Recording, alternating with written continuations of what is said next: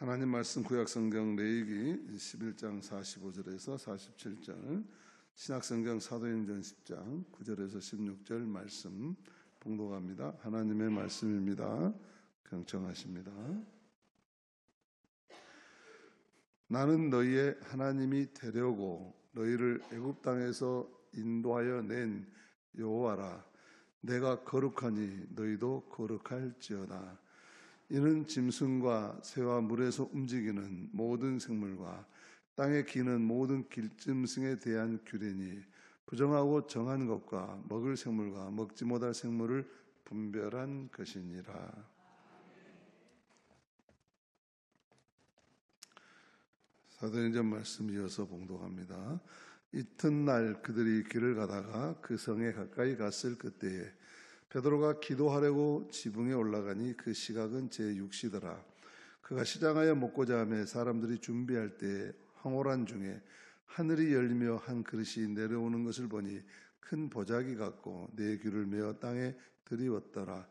그 안에는 땅에 있는 각종 네 발 가진 짐승과 가에는 것과 공중에 나는 것들이 있더라. 또 소리가 있으되 베드로야 일어나 자라 먹으나 하거늘 베드로가 이르되 주여 그럴 수 없나이다.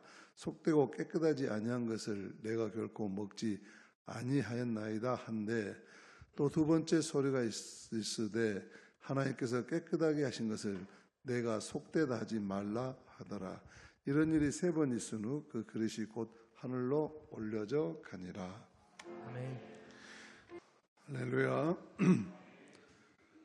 오늘 또 예배 나오신 여러분들에게 하나님의 은혜가 충만하시기를 축복합니다. 그 말은 오늘도 예배를 통해서 여러분들 은혜 받고 돌아가시기를 바랍니다. 오늘 이 장맛비 가운데 뭐하라고 여기 왔습니까? 하나님의 은혜 받기 위해서 왔습니다. 옆에 분들과 인사합시다. 오늘 은혜 장맛비처럼 받읍시다.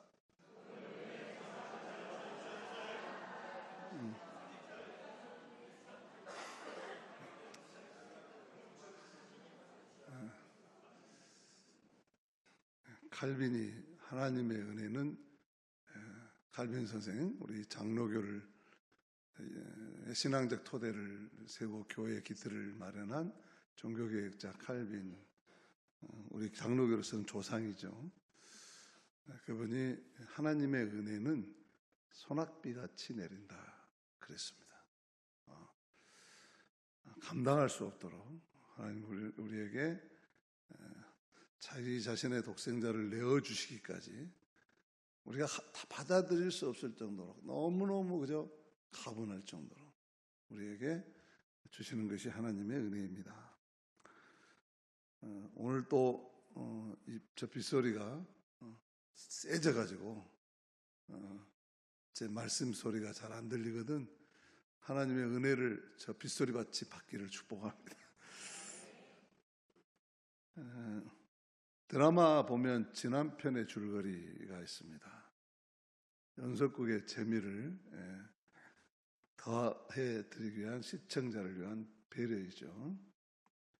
저도 오늘 설교의 은혜를 위해서 시청자들을 배려해서 지난주 줄거리 말씀부터 요약해서 드리겠습니다. 하나님은 사모하는 자에게 은혜를 베풀어 주십니다. 이런 사실을 자기 인생을 통해서 경험한 다윗이 이렇게 말하지요.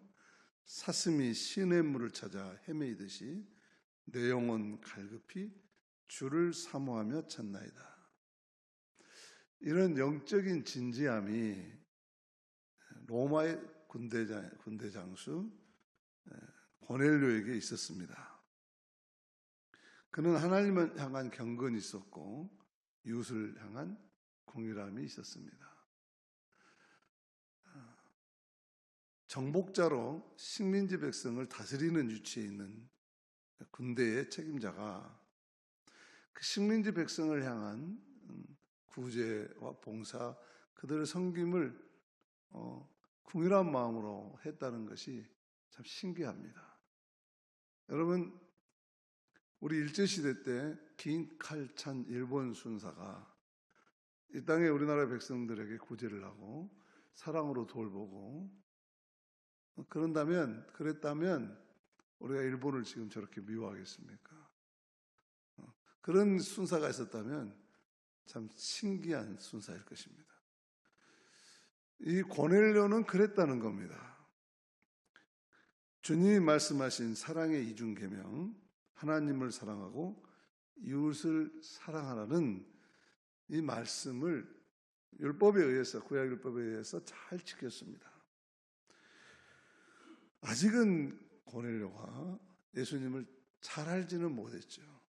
그러나 그가 어떻게든 기독교 신앙을 받아들이고 그 정신 아래서 자기가 있는 위치에서 최선을 다해서 말씀을 이루어드리려고 애쓴 사람이었다. 하나님은 이러한 고넬료의 신앙을 기억하셨다. 그럽니다. 하나님께서 기억해 주시는 신앙이었다. 그래서 하나님은 고넬료를 통해서, 그런 고넬료를 통해서 이제 저 친구라면 내가 유대를 넘어 사마리아 땅끝까지 복음을 전하는데 꼭 필요한 사람이다. 잘할 수 있겠구나. 그를 들어서 복음을 전하게 하시죠. 하나님은 변방 갈릴리촌에서 시작한 예수 그리스도의 복음과 하나님 나라 운동이 땅끝까지 퍼져나가게 하는데, 그리고 오늘 우리가 이렇게 예배를 드릴 수 있게 하는데 오래전에 고넬료를 선택해서 사용하셨다는 것이죠. 고넬료는 하나님의 구원의 역사에 소중하게 쓰임받는 은혜와 축복을 받은 것입니다. 오늘 우리가 신앙생활함에 있어서 이렇게 하나님 앞에 기억되는 한 가지씩은 가지고 신앙생활 하셔야 되지 않겠습니까? 그래야 하나님은 그 한 가지라도 보시고 기억하시고 귀하게 오늘도 여전히 하나님의 구원을 위해서 여러분들을 들어 쓰시지 않겠습니까? 여러분 잠깐, 나는 하나님께서 뭘 기억해 주실까?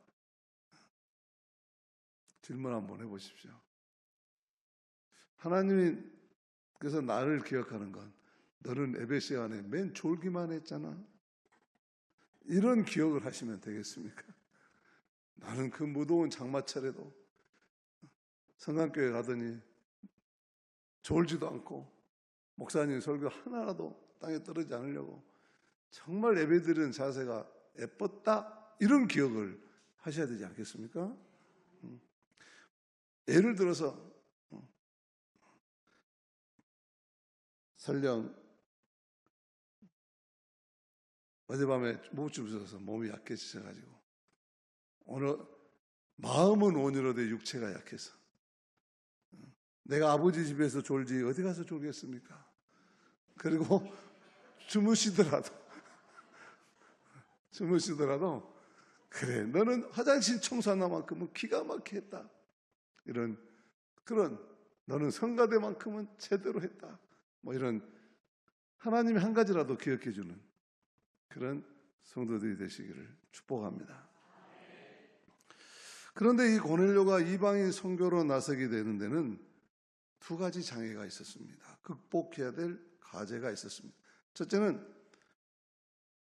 아까 말씀드린 대로 그가 하나님을 믿고 사모하기는 하는데 예수 그리스도의 복음, 그의 말씀과 가르침에 대해서는 아직 다 자세히 모른다는 것입니다.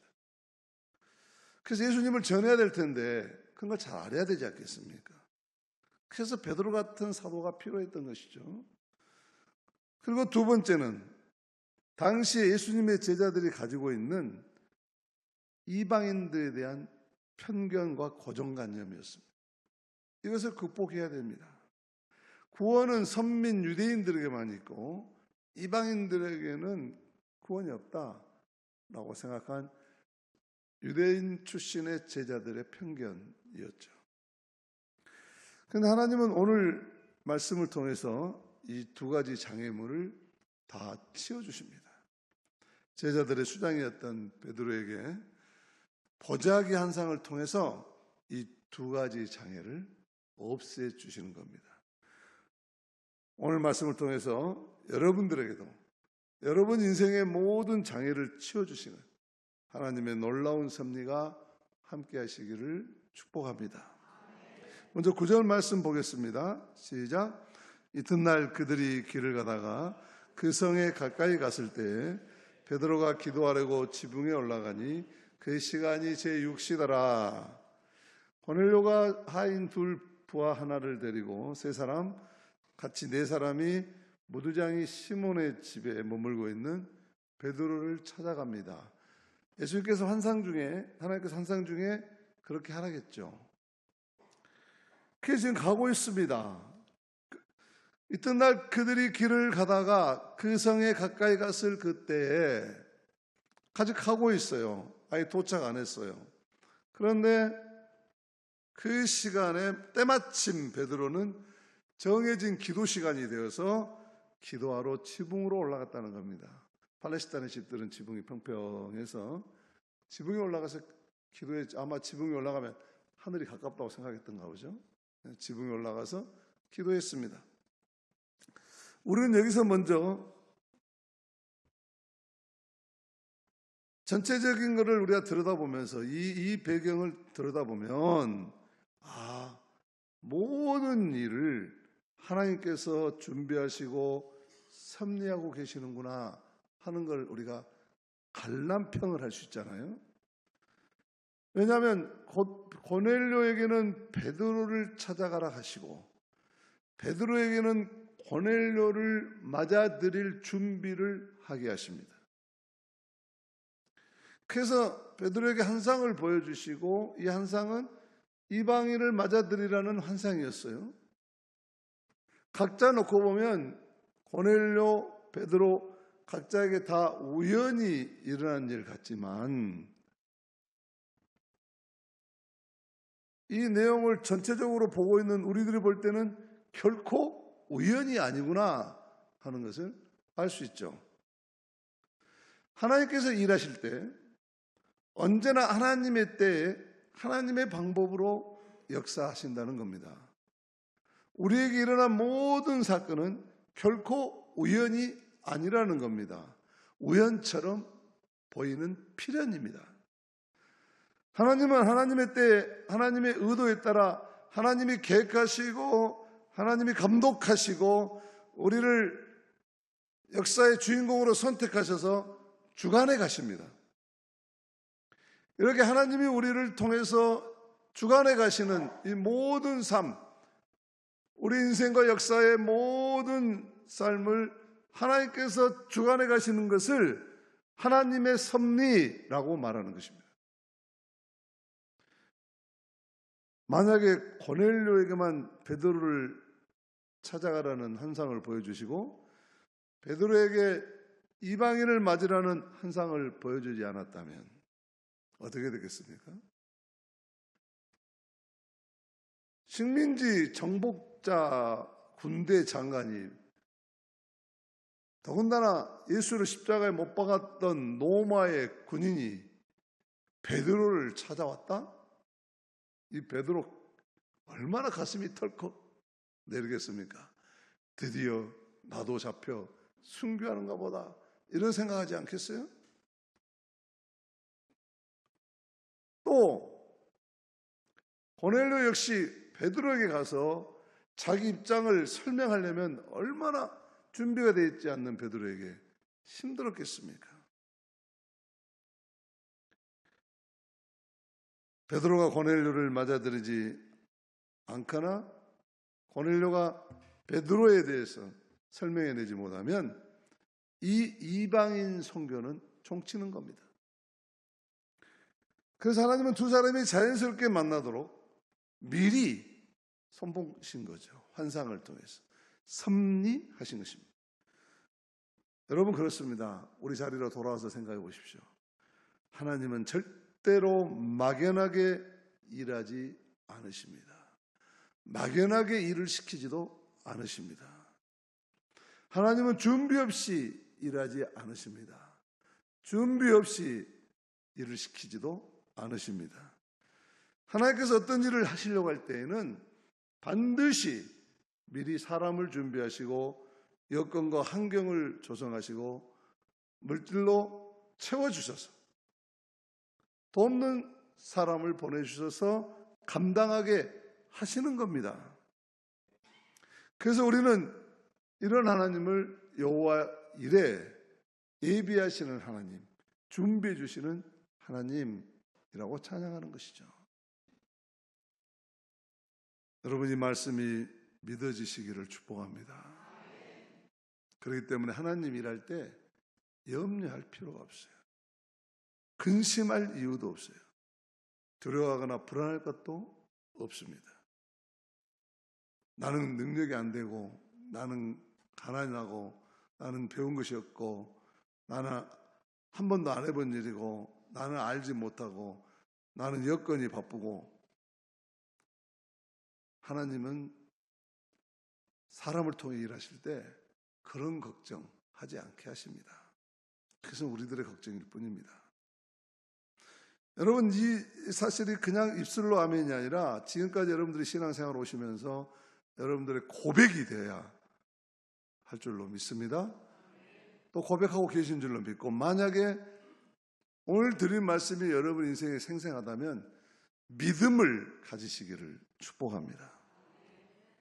다만 우리는 하나님이 우리에게 일을 하시라고 하신 것 같다 하는 감동이 올 때 이게 하나님이 뜻이냐 아니냐만 분별할 수 있으면 됩니다. 자신의 뜻을 가지고 하나님의 뜻이라고 하면 반드시 필패할 것입니다. 그러나 하나님의 뜻이라면 내 뜻이 아니더라도 반드시 하나님은 책임져 주시고 이루어 주실 줄로 믿습니다. 나아가서 이런 하나님의 일을 하는 사람들은 영광스럽게 존귀하게 만들어 주시는 겁니다. 두 번째로, 하나님의 섭리는 기도하는 사람에게 일어난다 하는 것을 우리가 오늘 말씀을 통해서 배우죠. 베드로가 지붕에 올라가 기도하는 그 시간에 하나님께서 나타나십니다. 베드로가 누구입니까?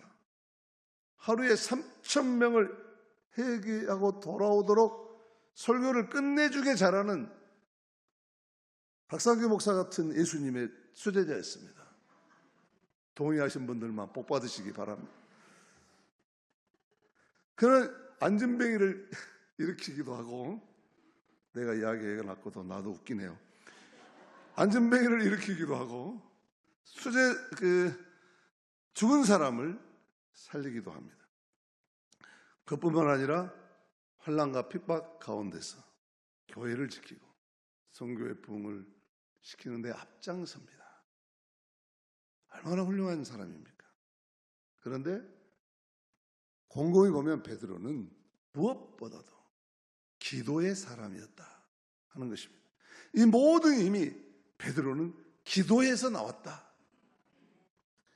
성전 문 앞에서 구걸하면서 나면서부터 걷지 못한 사람을 일으켜 세울 때도, 3,000명이 돌아오는 설교를 할 때도 시간을 정해놓고 기도했습니다.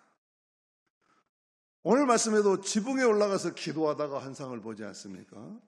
이처럼 베드로는 기도의 사람이었습니다. 왜 그랬을까? 예수님을 따라한 것이죠. 예수님도 여러 가지 능력과 기사를 많이 행하셨죠.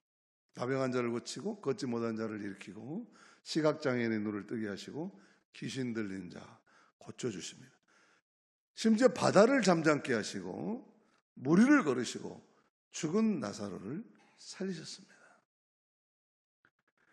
그러나 예수님을 좀 더 깊게 주의 깊게 관찰해 보면 예수님은 이면에 사역하실 때마다 하나님과 개인적으로 대면하는 기도의 시간이 꼭 있었다는 것입니다.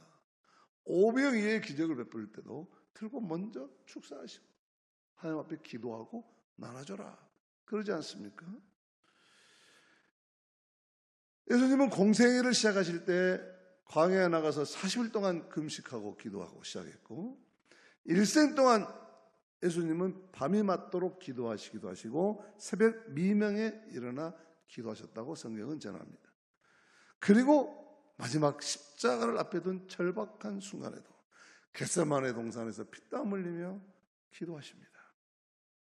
이렇게 예수님은 인생의 시작에서 인생의 마지막까지 하나님 앞에 엎드려 기도하신 삶이었죠. 오늘 예수를 따르는 고넬료, 베드로 그리고 바울의 생애를 봐도 이들의 사역 뒷면에는 언제나 시간을 정해놓고 하나님께 기도하는 모습이 있었습니다. 제자들이 설교 가르쳐 주세요, 어떻게 하면 병 낫게 합니까, 어떻게 하면 대박 납니까, 이런 거 가르쳐 달라고 안 해요. 가만히 보니까 예수님의 그 모든 능력이 어디서 나오지 하고 보니까 기도에서 나오거든요. 그래서 유일하게 예수님 앞에 가르쳐 달라는 것이 주여 기도를 가르쳐 주세요, 그렇게 말해요. 그래서 예수님께서 가르쳐 주신 기도가 주기도문 아닙니까? 제자들이 또 바울까지 포함해서 늘 그래서 시간을 정해놓고 기도하면서 예수님을 따랐던 것을 우리가 성경을 통해서 봅니다. 자, 이런 사실을 보면 분명해지는 것이 있지 않습니까? 뭡니까? 하나님은 기도하는 사람과 일을 하신다는 사실입니다. 능력 있는 사람과 일하는 것이 아닙니다. 열심히 있는 사람과 일하는 것도 아닙니다. 권력 있고 돈 많은 사람만 붙잡고 일하는 것 아닙니다. 그러나 하나님은 반드시 기도하는 사람은 붙잡고 같이 일하십니다. 이 말을 뒤바꾸면 아무리 열심히 있고 아무리 능력 있고 아무리 열정이 그런 수단이 있어도 하나님은 기도하지 않는 사람과는 일하지 않는다, 그런 말 아니에요? 기도하는 사람과 하나님은 반드시 일하십니다. 기도하지 않는데 하나님의 뜻을 알 수 있겠습니까? 기도하지 않는데 어떻게 하나님의 음성을 들을 수 있겠습니까? 기도하지 않는데 어떻게 성령의 생각을 알겠습니까? 우리가 기도하지 않는다면 하나님께서 말할 기회도, 우리 함께 일할 기회도 없을 것입니다. 그러나 우리가 기도하고 있을 때 하나님은 음성을 들려주시고 환상을 보여주시고 자신의 뜻을 이루게 하십니다. 그래서 기도가 능력이고 기도가 영역입니다. 하나님은 반드시 기도하는 사람을 통해서 당신의 뜻을 나타내시고 성령의 능력을 부어주셔서 그 일을 반드시 이루도록 하십니다. 저는 우리 성강교회 성도들이 참으로 기도하는 사람들이 될 것을 믿습니다. 참으로 기도하는 사람이 돼야 됩니다. 목사님, 우리 기도 맨날 하는데요, 그 기도를 점검하시기 바랍니다. 예수님처럼, 예수님의 제자들처럼 그렇게 기도하고 있는지 확신을 갖고 주의 뜻을 구하고 나의 삶의 가장 우선순위에 기도를 두고 내가 살아가고 있는지,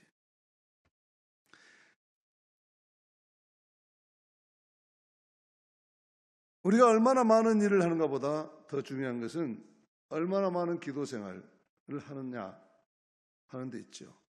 우리의 성공과 실패는 기도에 달려 있습니다. 얼마나 기도하느냐가 내 신앙의 성공과 실패를 가름하게 될 줄로 믿습니다.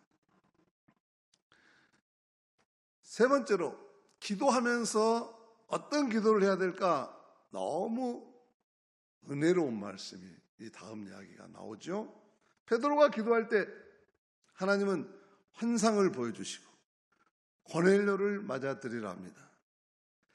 이방인에게 구원이 없다고 생각하는 베드로의 편견과 고정관념 깨뜨려 주시죠. 고넬료를 통해서 이방인 선교의 문이 드디어 열리게 하십니다. 그래서 유명한 말씀을 하십니다. 15절 말씀입니다. 같이 읽습니다. 또 두 번째 소리가 있으되 하나님께서 깨끗하다 하신 것을 내가 속되다 하지 말라 하더라. 이방인들도 이미 하나님께서 다 깨끗하게 하셔서 하나님 자녀 삼으시려고 준비해 놨는데 왜 너는 속 좁은 그런 편견을 가지고 왜 이방인들은 구원이 없고 저것들은 부정하다고 속되다고 그렇게 말하느냐? 너 생각 고쳐먹어라! 그러는 것이죠. 이러한 깨우침을 주기 위해서 하나님은 베드로에게 보자기 한 상을 보여주십니다. 11절 12절입니다. 같이 읽습니다. 하늘이 열리며 한 그릇이 내려오는 것을 보니 큰 보자기 같고 네 귀를 메어 땅에 들였더라. 그 안에는 각종 네 발 가진 짐승과 기는 것과 공중에 나는 것들이 있더라. 하늘에서 보자기 같은 것이 하나 내려왔는데 들여다보니까 그 안에는 내익이 정결법에 따라서 먹으면 안 되는 짐승들이 가득 차 있는 거예요. 하나님께서 내위기 법전에서 정결법을 통해서 이스라엘 백성들에게 먹지 마라 한 것은 사실 그 뜻은 이스라엘 백성들에 대한 하나님의 은혜와 사랑의 표현이었습니다. 왜?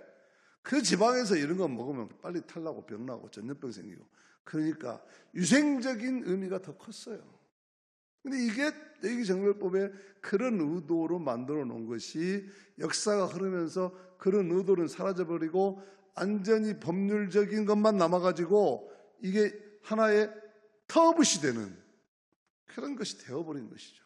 의미를 모르고. 그래서 지금도 기독교인들이 돼지고기 먹으면 안 되잖아요. 이렇게 가슴 무너지는 이야기하는 사람들이 있어요. 없어서 못 먹지 많이 드시기 바랍니다. 오늘 점심에도. 오늘 이야기 설교를 잘 들어야 돼지고기 먹을 수 있어요. 그래서 사실은 그런 구약의 율법과 규례는 하나님의 은혜와 사랑의 도구였습니다. 우리들을 전적으로 사랑하고 악하고 타락한 세상 속에 물들지 말라는 하나님의 보호의 차원이었죠. 그런데 베드로가 이거를 내려받고 하나님께서 이거 받아 먹어라 그랬어요. 받아 먹어라 그랬어요. 그랬는데 베드로가 뭐라고 그래요? 못 먹겠습니다. 주여 그럴 수 없나이다. 깨끗하지 아니한 것을 그냥 말한 거야. 내가 결코 먹지 아니하겠나이다. 이 베드로 아주 정신 나갔어요. 아니 하나님께서 먹으라 그러는데 자기는 결코 못 먹겠습니다. 정신 나가지 않아도 이런 소리 할 수 있겠어요?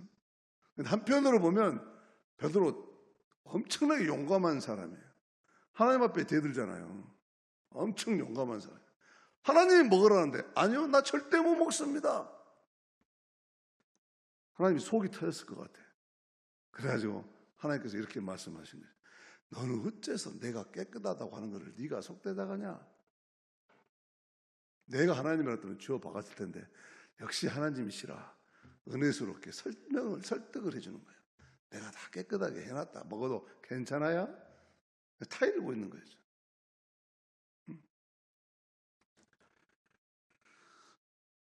하나님은 베드로의 편견과 고정관념을 허용하지 않으십니다. 왜? 하나님의 은혜와 사랑, 하나님의 복음은 온 인류를 향해서 열려있기 때문입니다. 우리가 생각하는 속 좁은 은혜와 사랑이 아닙니다. 하나님은 그보다 훨씬 더 우리의 생각보다 더 깊게, 우리의 마음보다 더 넓게, 우리의 사랑보다 더 뜨겁게 우리를 사랑하시죠. 여러분, 왜 우리가 기도해도 응답받지 못하느냐? 하나님이 깨끗하다고 하는 것을 먹으라 그러는데 나는 절대로 그렇게는 안 하겠습니다. 단정지어 기도하거든요. 그런 기도가 응답받겠습니까?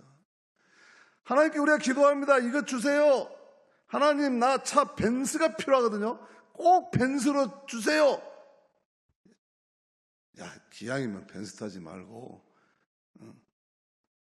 한국 차 타거라. 그럼 제네시스 타거라. 그럼 절대로 그렇게 못합니다. 벤츠로 주세요. 예나 자식아. 주겠어요? 한 예를 들었어. 적절한 렌즈는 모르겠지만 얼른 생각나서. 한국차 타면 우리 박정원 성도 얼굴을 보니까 현대차 갈아주고 좋잖아, 그지? 근데 그렇단 말이죠. 한 예를 들어서 우리 교인들은 금방 이해할 거예요. 자기가 기도하는데 자기 원칙을 먼저 세워놨어요. 하나님 여기까지는 꼭 해주셔야 됩니다. 하나님께서는 아니, 너한테는 그거보다 이게 더 좋아. 아니요, 절대로 안 됩니다. 꼭 그거 주세요. 들어주시겠어요? 여러분, 기도를 점검하시기를 바랍니다. 하나님의 뜻에 따라 나의 아집과 나의 고집을 꺾어야 들어주신다 그 말이에요. 왜? 하나님은 절대로 인간의 편견과 고정관념을 허용하지 않으십니다. 여러분, 신앙생활은 편견과 자기 아집을 쌓아가는 과정이 되어서는 절대 안 됩니다. 오히려 편견과 아집을 넘어서서 깨뜨려서 하나님의 뜻과 크신 섭리에 순종해가는 겸손한 삶이 되어야 할 줄로 믿습니다. 어떤 사람은 자기가 주일학교 때 배웠던 신앙이요, 최고 좋은 거야. 그래서 어느 데서도 끝까지 벗어나지 못하고 있어요. 아까 말한 돼지고기 사건도 그렇고, 구원파 있는 사람들은요, 에베소 안에 드럼 치면 난리 난 줄 알아요. 근데 우리 에베소 안에 드럼 치며 찬양하니까 얼마나 후끈다고 좋습니까? 어째서 아멘을 안 하죠? 고심파가 많은갑네. 고심파는요, 십자가도 우상이라고 걸어놓지도 않아요. 여러분, 그게 구원의 도구입니까? 십자가에 나무에 구원이 달려 있습니까? 십자가의 의미, 저기에 달린 예수 그리스도의 보혈의 능력을 우리가 믿고 십자가를 이해하고 믿음이 우리의 구원을 완성해 가는 것이죠. 자기가 어렸을 때 배웠던 편견과 고정관념, 이런 편견과 착각, 또 인생을 살아가면서 자기가 더 씌워준 이런 눈의 비늘 같은 것들이 우리 신앙의 성장을 방해하고 더 큰 은혜와 축복을 가로막는 걸림돌인 것입니다. 그러므로 신앙생활하면서 우리가 하나님께서 허락하신 것을 내가 가로막지 않도록 언제나 내 뜻을 넘어 하늘 뜻을 구하고 따라가야 천복을 받게 될 줄로 믿습니다. 하나님은 다 괜찮다고 그러는데 우리가 신앙생활하면서 정말 쉽게 빠져들어요. 하나님, 저 사람은요 절대 안 돼요. 아이고, 저 사람은요 우리 구역에 오면 안 돼요. 아이고, 저 사람은 우리 무슨 사회관에 같이 가면 안 돼요. 다행히 우리 성강교회는 아직까지 이렇게 말하는 사람이 지금 오늘 나밖에 없어요. 근데 다른 교회 가면 있어요. 아침 일부 예배 때 이야기했지만 제가 미국의 하이데저 중학교에 처음 갔을 때 아이 장로님께서 나를 찾아오셔서 명단을 내놓는데 살생부야. 목사님 이제 오셔서 잘 모르시니까 제가 목사님 목회를 돕기 위해서 말씀드리는데요. 이쪽에 있는 부분은 신방 가도 되는데요. 이쪽에 써 있는 사람은 신방 가시면 안 됩니다. 살생부를 들고 왔어요. 제가 그래도 적어도 이민 목회하면서 이런 목회적 연단과 실습을 하고 온 사람입니다. 내공이 강해진 사람이에요. 여러분 어떻게 답했겠어요? 아찔했어요. 그러나 거기서 만약에 내가 내 이야기를 하면 이제 갈라져야 돼요. 그래서 예, 장로님이 정말 교회를 염려하셔서 이렇게 말씀해 주신 거 제가 명심하겠습니다. 장로의 뜻을 받들어서 제가 잘하겠습니다. 해놓고 기도합시다. 그래놓고 기도하면서 내가 첫 말이 이 말씀이었습니다. 하나님이 깨끗하게 하신 것을 사람이 더럽게 하지 말라 말씀하신 주여, 오늘 우리 장로님이 교회를 위해서 이렇게 정성을 모아서 우리가 함께할 공동체의 구성을 이루어왔는데 주님이 우리들을 불쌍히 여기시고 이 동네에 있는 모든 사람들을 전도하고 신방하게 해주시옵소서. 기도하니까 이분이 크게나 속으로 아멘 그러더라고요. 굉장히 제가 지혜롭죠. 그런다 하시오. 그런 데도 있더라니까 세상에. 이방인을 부르시는 하나님의 마음은 열화와 같습니다. 견딜 수가 없습니다. 자기 백성을 찾으신 하나님, 탕자를 찾으시는 아버지의 마음을 누가 말릴 수 있겠습니까? 이 예수님 말씀하신 탕자의 아버지, 잠을 잘 수가 없습니다. 문을 걸어둘 수도 없습니다. 인기척만 있어도 집 나간 내 아들이 다시 돌아올까? 내 아들인가? 문을 열고 나가서 기다립니다. 이것이 탕자를 잃어버린 아버지의 마음입니다. 오늘 또 우리도 이 아버지의 마음 때문에 돌아와서 이 자리에 앉아 있는 건 아닙니까? 이방인을 찾으신 하나님 마음 똑같습니다. 이런 마음으로 하나님은 이방인을 대표해서 경건한 군인 고넬료를 택하시고 유대인을 대표해서 베드로를 택하시고 그리고 이 두 사람에게 한 상을 보여주시고 만나게 해주셔서 이방인과 유대인이 만나서 예수 그리스도 안에 하나가 되어서 땅끝까지 복음을 전하게 하신 것이다. 그 말씀. 영국의 이 말씀만 드리고 마칠게요. 영국의 작가, 여러분들이 너무 재밌어서 좀 더 했으면 좋겠는데 비가 많이 와가지고 어디 가실 데도 없을 것 같고 영양식이나 충분히 드시고 가시도록. 오스카 와일드,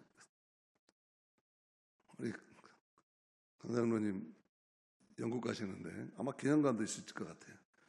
빅토리아 여왕 때 아주 19세기 날린 작가 행복한 왕자라는 동화를 썼지요. 영국 어느 마을 광장 높은 탑에 금, 오석, 온갖 진귀한 보석으로 화려하게 치장한 왕자의 동상이 서 있었습니다. 이 왕자는 생전에 아주 부유하게만 살아서 세상이 어떻게 돌아가는지 모르고 살다가 죽은 사람이에요. 동상이 되어서 이제 저 높은 곳에 서 있어 보니 비로소 자기 눈에 세상에 정말 가난하고 힘들고 어려운 사람들이 많이 살고 있는 것을 알게 되고 눈물을 흘립니다. 어느 날 따뜻한 남쪽 나라로 돌아가던 제비가 우연히 왕자의 어깨 위에 쉬어가게 됩니다. 저 제비 보이죠? 저 제비 잘 보세요. 훌륭한 제비입니다. 그래서 이제 왕자하고 제비가 서로 대화를 나눕니다. 왕자가 나는 정말 세상 헛살았어요. 여기 와서 서보니까 구석구석에 너무 힘들게 사는 사람 많은데 제비 당신이 좀 다 구석구석 더 살펴가지고 어떻게 좀 도울 수 있었으면 좋겠다. 내 심부름 좀 해줄래? 그래요 왕자님, 제가 어떻게 하죠? 지금부터 내 몸에 있는 보석을 다 하나씩 입으로 조아서 부리로 조아가지고 꺼내가지고 좀 다시 좀 차야당기면서 어려운 사람들 좀 갖다 주시오. 내가 서 있어서 볼 수가 없어. 가난한 재단사, 아픈 아이가 있는 가난한 재단사, 어머니가 병들어 고민하고 있는 소년 가장, 성냥팔이 불쌍한 할아버지, 병원비를 내지 못하는 가난한 아이들, 이런 사람들에게 자신의 몸에 장식된 금과 보석을 나누어 주게 합니다. 딜리버리를 시켜요. 결국 사파이어로 만든 자신의 눈까지 떼어서 나누어 주면서 자신은 납덩어리로 남게 됩니다. 제비는 왕자의 부탁을 들어주다가 그만 남쪽으로 돌아가는 타이밍을 놓쳐버려서 겨울을 맞게 되고 왕자의 곁을 지키다가 결국 얼어 죽습니다. 볼품없이 납덩어리가 되어버린 왕자의 동상은 사람들의 손에 철거되고 제비의 시체는 쓰레기통에 버려졌습니다. 철거된 왕자의 동상은 불길 속에서 녹여졌는데 이상하게 그의 심장만은 끝까지 녹지를 않았습니다. 그때 천국에서 하나님이 천사를 불러 명령하십니다. 지상에 내려가서 저 도시에 가장 존귀한 것 2개만 찾아오너라. 그때 천사가 가져온 것이 바로 왕자의 타다 남은 심장과 제비의 시체였습니다. 그래서 하나님은 매우 기뻐하고 흡족해 하시면서 축복합니다. 제비야, 이제 너는 다시 일어나 이 온 천국을 누비면서 영원히 노래 불러라. 그리고 왕자, 너는 다시 일어나 이제 제비의 그 영원한 새들의 노래를 부르면서 이 천국에서 행복하게 살거라.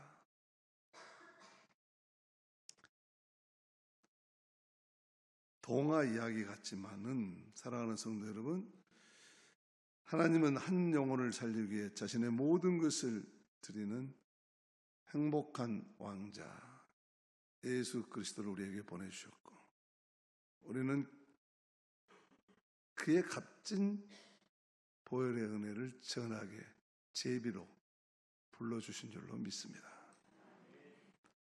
하나님은 잃어버린 영혼을 찾기 위해 오늘 또 제비 같은 고넬료와 왕자를 부르십니다.